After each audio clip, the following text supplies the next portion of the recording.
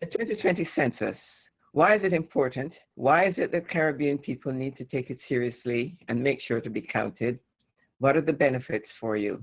That's up next on Carib Nation. Hey, did you do your census? I did. The census counts how many people live here and gets us the money for things like schools and hospitals. If we don't fill it out, our programs don't get the funding. Sounds important, but I don't like sharing my information. Oh, they can't share it with anyone, including landlords or police.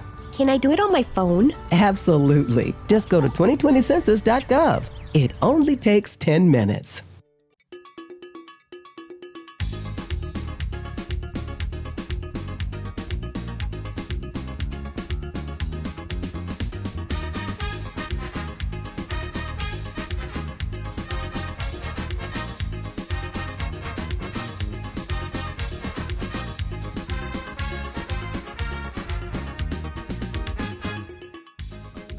Hello, welcome to Carib Nation. I'm Doris Dean.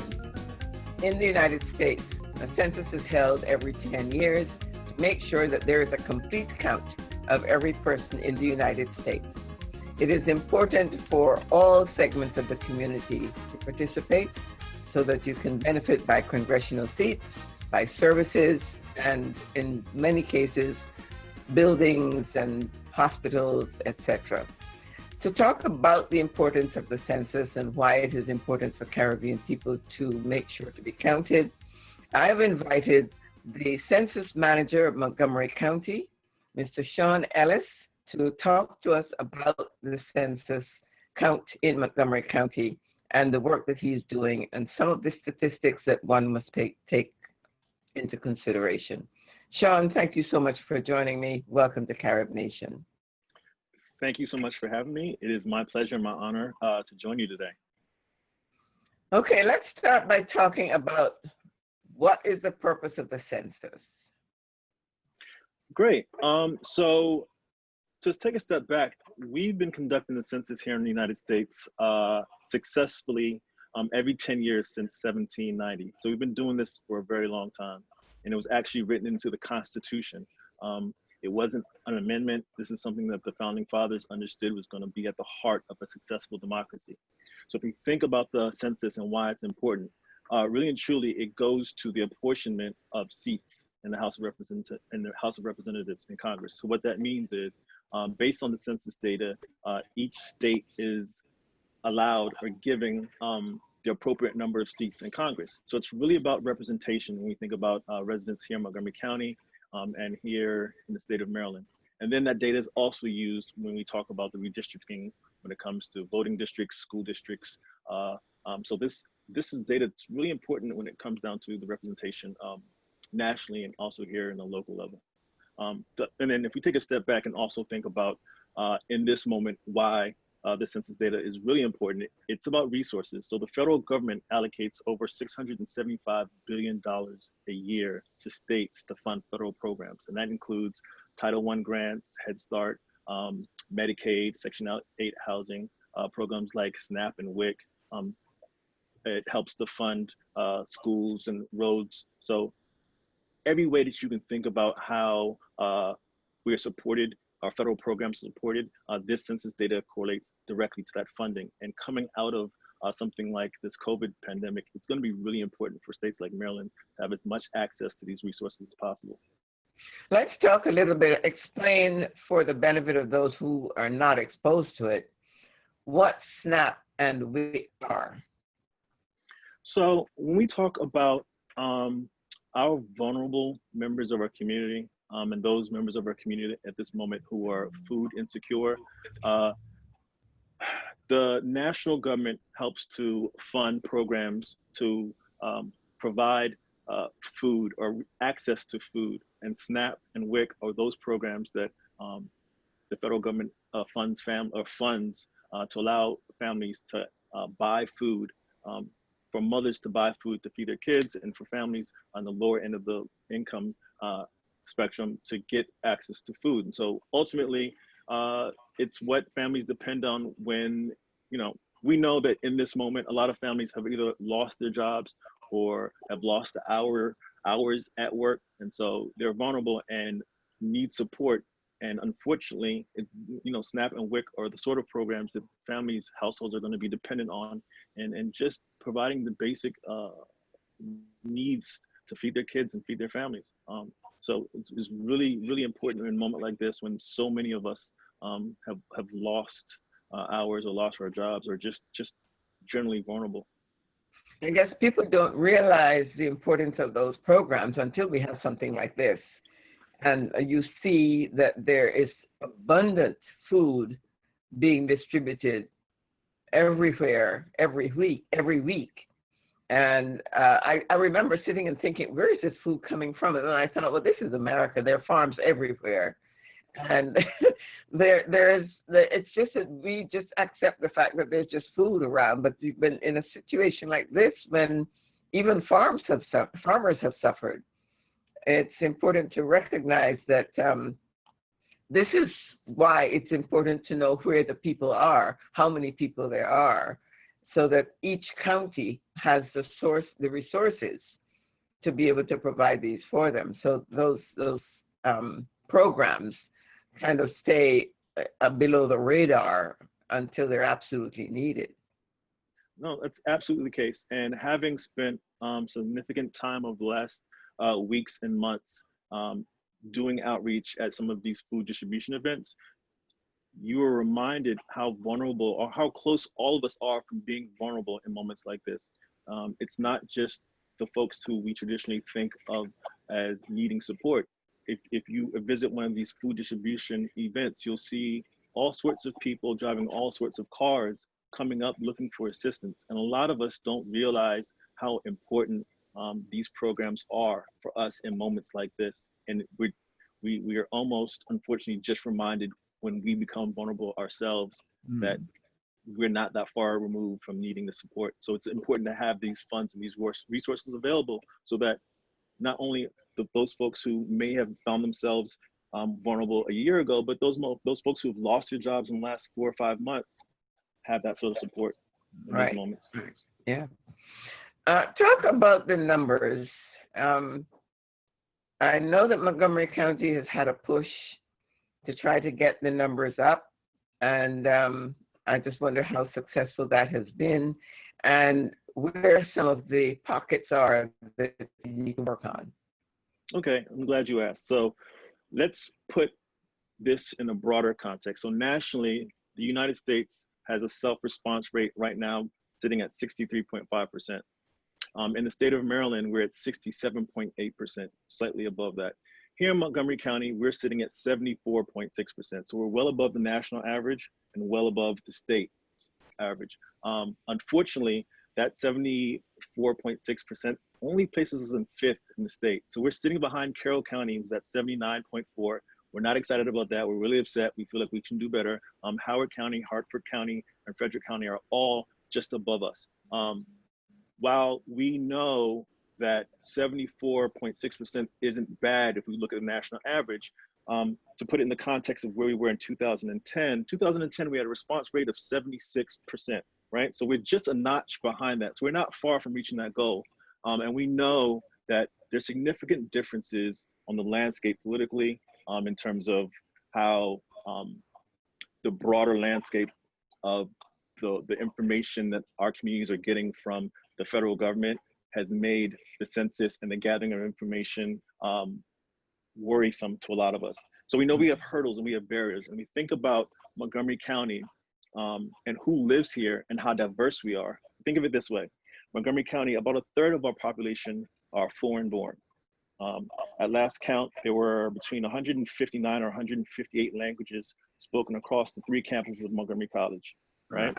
About 40% of our residents are renting as opposed to homeowning.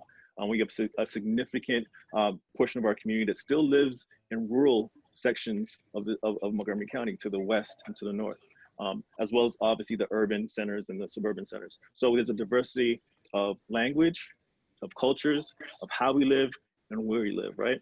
And that's what makes part of what makes Montgomery County a beautiful place to live. But unfortunately, some of those things I just mentioned also overlap with those communities that historically are most undercounted. So we went into this understanding that we had some barriers that other counties probably didn't have. But with that said, we still have about a month left to get this work done, and we think we can reach that 76% mark and actually supersede that. And we're hoping we can do that over the next couple of weeks and months. Mm-hmm. Those other counties that are ahead of us are even smaller, and less diverse. Exactly. So it makes it easier for them to achieve those numbers. Absolutely. Some of those barriers that we have to deal with in Montgomery County. Absolutely. That being said, we're not going to use it as an excuse. We think we can do better, and we're going to spend the next couple of weeks trying to get as many folks and households in Montgomery County counted, because it's really important. Mm-hmm. Now, do you think that there are pockets in Montgomery County where we have really hard work to do to get the numbers up? And are those areas where we find that there are some Caribbean people that we have to work on in terms of what is the thinking behind why people are not completing the census? So that's a really good question. And part of the answer to that goes to why this census is really, really important. So we know that our communities in Aspen Hill, our communities in downtown Silver Spring, and Montgomery Village area, and Germantown, we have communities in the Twin Brook area of Rockville. We have communities in East County, Long Branch, Tacoma Park. They're all on the lower end of the response rate spectrum. We know that based on demographic information from the census in 2010 and from the American Community Survey in the years in between, we have an idea who lives there as far as our Latino or Hispanic community and our Asian community. Unfortunately, prior to this census, we had no way of tracking how many households existed in Montgomery County that were of Caribbean descent. So the reason this census is so important is it's the first time that we as Caribbean folks can self-identify as being from Barbados, being from Jamaica, being from Haiti, being from wherever, Trinidad and Tobago. First time ever. Many people will remember in previous census to this one, you could check Black, but that was it. So that means that we were all Black and probably classified as African American. But for those of us who understand, if you're from Barbados, if you're from Jamaica, if you're from Trinidad and Tobago, even if you're from Nigeria and you're from Africa, culturally you're different. Mm-hmm. Sometimes there's a linguistic difference, right? So there was no information on where we existed and in which numbers we existed, right? So it's hard for us to advocate for services that are relevant to us or them being available to us in a way that's appropriate. And so this is really important in this moment for us to stand up, be counted, and understand and ensure that those folks who represent us know that we exist, where we exist, and in which numbers we exist in. And it was really hard to ensure that we're considered in policy decisions if those folks who are determining the policy don't know that we're here and how we live and where we live. So this is really important, especially this year, because this is the first time for us to be able to do that. Right. And when one remembers, I remember there was a huge advocacy program to make sure that there was a place on the next census, which would have been this one, to make sure that there is a place that we can identify where we are from. I remember that when we went back and forth with that, whether we were supposed to identify as Caribbean, identify as other, Black or African American. There was so much going on about that, and we fought for that. So now that we have it, for heaven's sake, we need to use it to make sure that people know where we are, because that is one of the issues that I found when we created, the Caribbean American Advisory Group was created. When all the advisory groups were created, every other group knew where their people lived. We could not tell where our people were because they were interspersed with everybody else. They didn't identify. And you know what our people are like. They're, in some cases, they don't even want you to know that they're from the Caribbean. And it is that cultural pride that we're hoping that we can promote so that people understand it is okay to say where you're from and to make sure that you're counted, because when we get to the political arena and they're talking about dollars, and we go to them and say, well, we want this and we want that, well, who are your people and where are they? And that's the question we get asked all the time. We can't answer that question because we cannot go to a census document that says we have Caribbean people living in such and such an area, and we need to make sure that there's, I don't know, parks or whatever it is that needed in that area. So we need the funding for that. Absolutely. Absolutely. And I can actually tell you that as the person who was responsible in my office for collecting that data almost 2 years ago for the African community, the Caribbean community, and the Middle Eastern community, I can tell you for a fact, and it was sensitive to me because my mother is from Barbados, there was no data on Caribbean community. So I couldn't tell you how many Bajans lived in Montgomery County or where they lived. I couldn't tell you how many Jamaicans lived in Montgomery County. So when we're talking about having a seat at the table for policy and having it be appropriate that someone from the Caribbean is there to give the input as to how this affects our communities, it's hard to be an advocate for a community that we don't know exists or what numbers exist in. Exactly. And having been responsible for collecting the data, I can tell you it didn't exist. And actually, we take a step back. It's most certainly the case for Montgomery County and for the Caribbean community, but it's also the case for Middle Easterners. You know, that information didn't exist for the Middle Eastern community, and it was in limited availability for Africans. So it's important for all of our immigrant communities to understand this is a time to stand up, be counted, ensure that those folks who are there to represent you and create policy that's supposed to support you and provide services for you, they know that you are here, you have needs, and that ensure that those services are available in a linguistically and a culturally appropriate way. Talk about the money. We always hear, I heard a gentleman telling someone the other day as he was distributing food, if you are not counted, it means that Montgomery County loses $187,000. And he broke it down in terms of actual numbers. How many people are in your family? And that number multiplied by 3 means so much and so much. So talk a little bit about the actual number so that people have a relevant or something tangible to equate this to. Okay, so let's talk numbers. It is estimated that in Maryland, for every household or person not counted in the state of Maryland, we lose $1,825 per person. Over the course of 10 years, it's $18,250 per person. The reason why 10 years matters is we can't fix it until the next census. The next time. That is a lot of money, a lot of money. If you think that in 2016, Maryland was allocated over $18 billion. $18 billion came to the state of Maryland to fund our programs. And if we're losing $18,000 per person over 10 years or $1,825 per person, that's a lot of money at risk for us. Yeah. And you know, what's even scarier is, as I said, we're in a moment where still 1 in 4 households have not been counted in this census. That's a quarter of our households that we're missing. That's a lot of money that is on the table, that's potentially left on the table. And I said that in 2010, we had a self-response rate of 76%. That's 76% of our households responded on their own. But in combination with the Census Bureau visiting households and collecting that data, it only jumped up to 80%.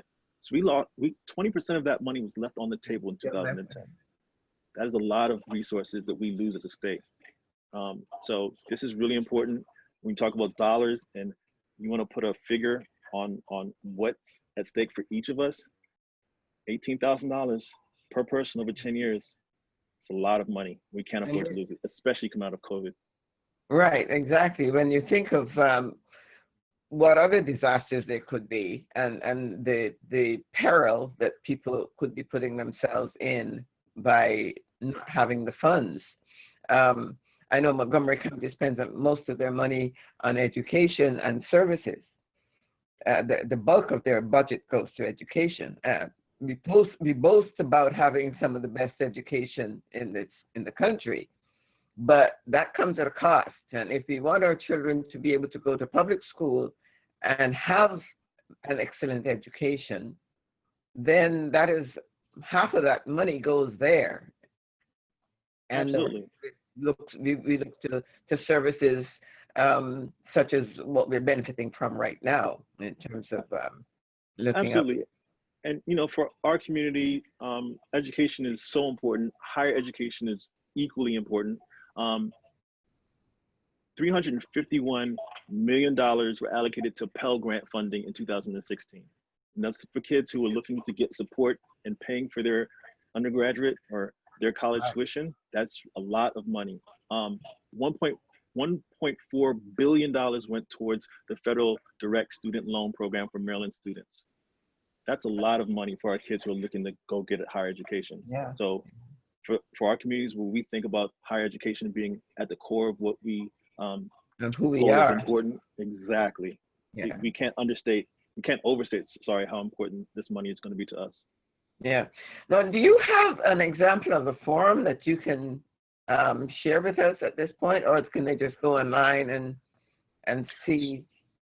So absolutely, there's a number of ways that I would love for people who have not yet filled out the census to go about doing it. So you can visit my2020census.gov.gov to fill out your census. You can visit 2020census.gov to find a sample questionnaire. We actually have sample questionnaires available on that website that you can walk through, and it'll show you how to fill out the census. It'll show you each question as it exists so you can practice. The great thing about this census for folks who haven't done it yet is it's different from the census that you may be familiar with from 2010. This is shortened. So instead of it being this long questionnaire that asks a lot of personal information, it shouldn't take you more than 10 minutes depending on the size of your family. It's simply asking you questions about who lives in the household, the race and ethnicity of those people living in the household, whether the household is owned, whether the person is of Latino or Hispanic origin, and really that's just about it for each person in the house. Simple, doesn't take that long. Whether they own or rent, where they're living, a number of people, and ages of the people. Basically. Exactly. Yeah. Exactly. And the other thing that people should know is there is no citizenship question on the census. So one thing I should have stated at the beginning of this, the census is simply a count of everyone living in the country. It has nothing to do with your status, has nothing to do with your age, whether or not you're a voting age or whether you can vote or have voted. It is simply whether or not you exist in this country and you were here on April 1st. That's all that matters. So if you were here on April 1st, please ensure that you fill it out or your family's filled it out or whoever's living underneath that roof fills it out. And remember that it's everyone under that roof. So if you have someone living in your basement, renting your basement apartment, please include them in the census. If you have a grandmother or grandfather or a granddaughter or grandson who's living with you and they were there with you on April 1st and they're going to be with you for the foreseeable future, they should be included. I know there's always questions about, well, my grandmother comes to visit, that they're only here for a short period of time. The rule is if they're here for 6 months and 1 day, so that means the majority of the year, you should count them. If they went home back to Barbados or Jamaica or Trinidad, then you don't need to count them. But if it's more than a year, they need to be counted. Yeah. And it's also important to remember that Montgomery County is a safe haven and that the ICE, the immigration and customs people are not going to have any information. They will not have any access to the people, and that there'll be no information shared with them. And also that the census, people dealing with the census are sworn to secrecy. Those are That's a very, very important part. It is illegal for the Census Bureau, the Bureau itself, or employees to share that information with anyone, whether it's local law enforcement, state law enforcement, or federal law enforcement, and that includes ICE. They can't share that information with property management or property owners. So whoever lives in your house is safe. That information is protected under Title 13 of the US Code. They are subject to up to $250,000 fine or 5 years in prison. This is a serious thing. It's really, really important that you understand that your information is protected and cannot be shared with anyone. Right. This doesn't work if it's not protected. Exactly.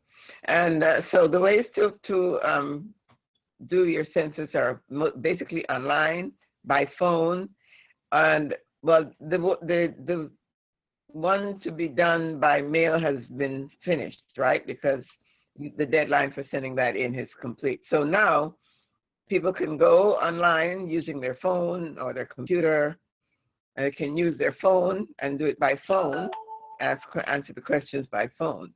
And they have until September the 30th now.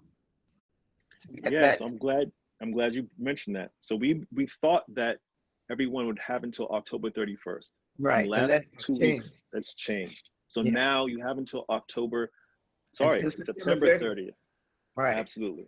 You have until September 30th. So you can visit my2020census.gov and fill it out there simply. There are 12 non-English languages that you can fill out the census in that language, meaning that the questions will be asked in that language. So if you speak French, you can do it in French, answer the questions in French. You can also pick up the phone and do it over the phone. The number for the English line is 844-330-2020. So you can do the census by picking up the phone and calling for English in that language, or you can get prompted to answer those questions in 12 other languages over the phone as well. So that's important that everybody realizes. As you said, all of us received the paper questionnaire at our household back in May if we hadn't responded yet, but we also know that this is now August, so many of us don't know where that is. So it may be easier at this point just to do it online or pick up the phone and do it now. Now the question about whether people are going to come to visit you, when does that happen, if that's still happening? So another great question. We thought that was going to begin here in Montgomery County on August 11th. It actually started sooner than that. So as of almost a week and a half ago, census enumerators or census takers are now in our communities to collect information from those households who haven't yet responded. So my suggestion to everyone is if you don't want to get that knock on your door, do your census now. Pick up the phone or log on and do it online now, because they will either start knocking on doors or calling households who have information for the phone number and collect the information however they can. So I know a lot of our communities don't like that knock on the door. I know I don't. So my suggestion is to do it now if possible. And avoid that. First of all, avoid the contact in COVID-19 era. But at the same time, you can retain your privacy by not having people come to your door if you don't want people coming to your door. Absolutely. Okay, so that has been great information. Thank you very much, Sean, for sharing that information with us. And we will try to get that information out to the public as fast as possible so that between now and the end of September, everybody can pick up their phone or use their computer and register. Thank you so much again for joining us on Carib Nation. Thank you for having me. Okay, and thank you for joining us on Carib Nation as well. I hope you will complete your census as soon as possible. And until next time, I'm Doris Dean, and remember our motto is one people, one culture, one Caribbean, one nation.